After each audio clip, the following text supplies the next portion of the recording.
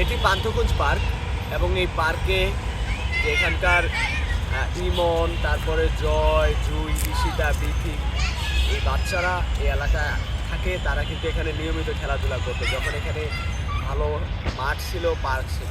কিন্তু এখানে যখন এলিভেটেড এক্সপ্রেসওয়ের কাজ শুরু করে তারপর থেকে কিন্তু এই মাঠটি চারপাশ তারা ঘেরাও করে এবং এখানে যে ধ্বংসযজ্ঞ চলে এখানে এখন আসলে খেলার পরিস্থিতি নাই, খেলার উপযোগিতা নাই এই মাঠ এবং এই পার্ক। তো এখানকার এই বাচ্চারা এখন হলো পার্কের একদম কোনায়, এখনও যেখানে গাছ কাটা হয় নাই এই পাশটায় এসে তারা সে আগের দিনের মতো এখানে ব্যাডমিন্টন বা তাদের এই যে আমরা যেটা ছোটোবেলায় খেলতাম আচা বাড়ি খেলা, তো ওরা কিন্তু এই যে ঘর বানাচ্ছে এবং বিভিন্ন কিছু বানাচ্ছে, এগুলো কিন্তু এখানে এখন খেলতেছে।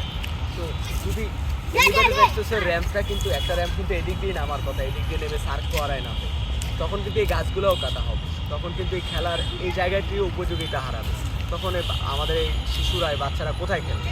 তো আমরা এখানে আজকে ৫ম দিনের মতো আমাদের অবস্থান কর্মসূচি চলছে 3টি দাবি নিয়ে, যে কারণ বাজার থেকে পলাশী পর্যন্ত এলিভেটেড এক্সপ্রেসওয়ের প্রকল্প বাতিল করতে হবে, এখানে কাজ বন্ধ করে হাতিরঝিল এবং পান্থকুঞ্জ পুনরুদ্ধারের পদক্ষেপ এবং এর সাথে নকশাকার এবং জড়িতদের আইনের আওতায় আনতে হবে, শাস্তির আওতায় আনতে হবে, জবাবদিহির আওতায় আনতে হবে।